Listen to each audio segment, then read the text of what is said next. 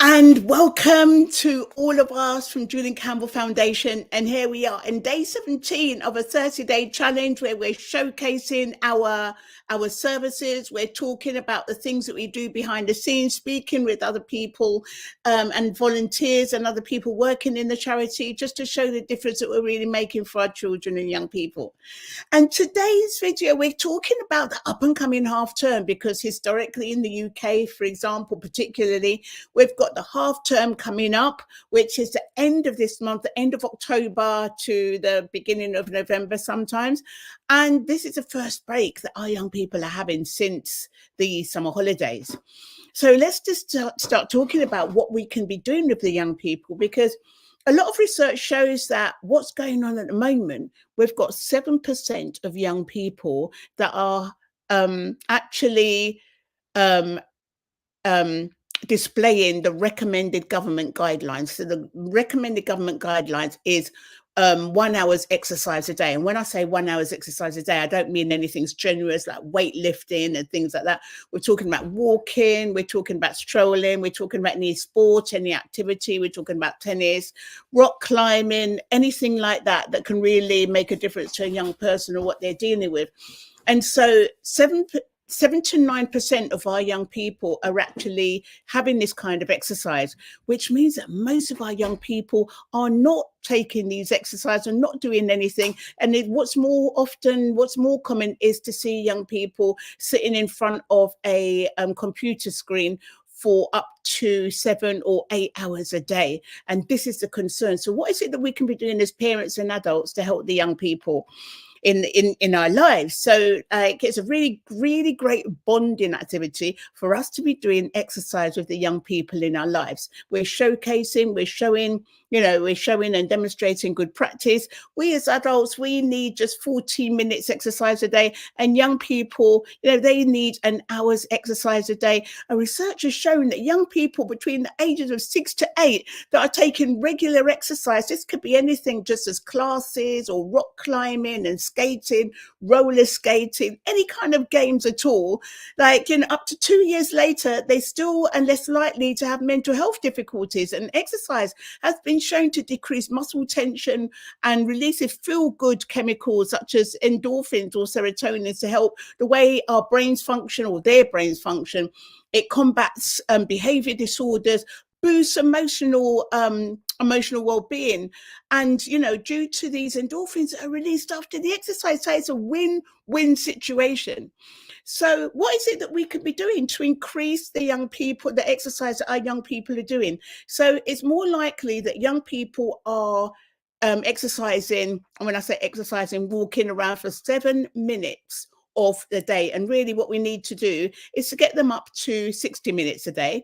And so what we can be doing as adults and carers is doing some exercise. It's increasing the exercise quota by about 5 minutes, 10 minutes at a time, so they can start enjoying the benefits of these activities, because research is showing that young people that do take more exercise are emotionally more equipped to deal with things as well. So in the half term, it might be that young people are, person in your life is doing their homework, they're doing research, they're revising for exams, but make sure they're not just sitting down doing all of this work all of the time. Make sure that they are doing some activity and doing some exercise, because it's really good for them, and it's going to make the learning just a bit more ready, quick and easy. So today we're talking about what we can be doing in the half term to occupy young people. And also as well, it is good to leave your young people with the grandparents, because research also shows that the peak emotional intelligence, the peak age, is 60 years old. So you can be leaving your young people in your life with your parents or their grandparents, not all the time, but it's still great for them to be able to learn from their family. So today we are, we're looking at what we can put in place. So how much exercise is your young person doing right now? Do you know that us as UK, we've got the most depressed kids in Europe?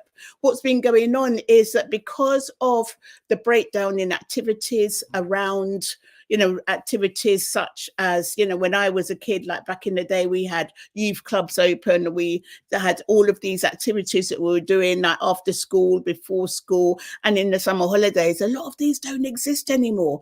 So what young people are doing, they're finding their own entertainment. They're going and standing and hanging out on street corners, drinking and all sorts going on. But like, if they're providing their own activities, which is normal, for their age, that why, what we can be putting in place is activities for them. So physical activities such as the sports and games that I'm talking about, and also creative activities such as, arts and music, because research shows as well that learning a music instrument is really great for, promoting brain development.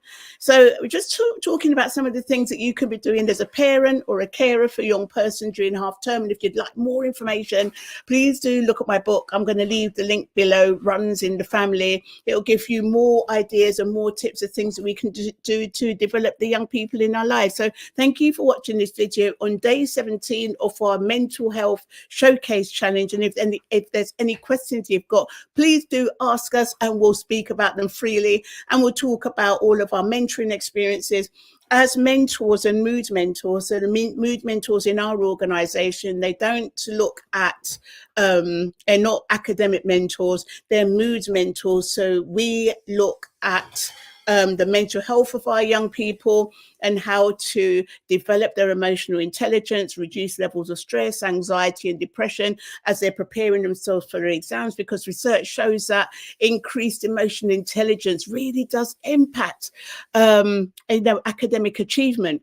So our mood mentors, they go out and they support young people, help them manage their mental health and well-being.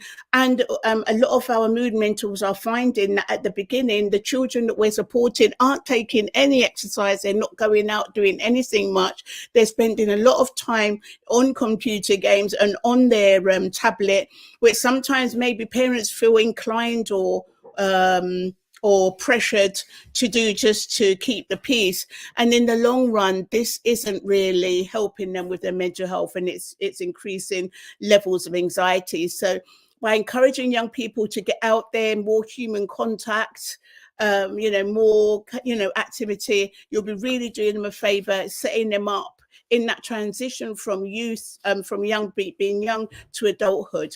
So thank you for watching this video. Wishing you a great evening, and we'll see you tomorrow on our next video.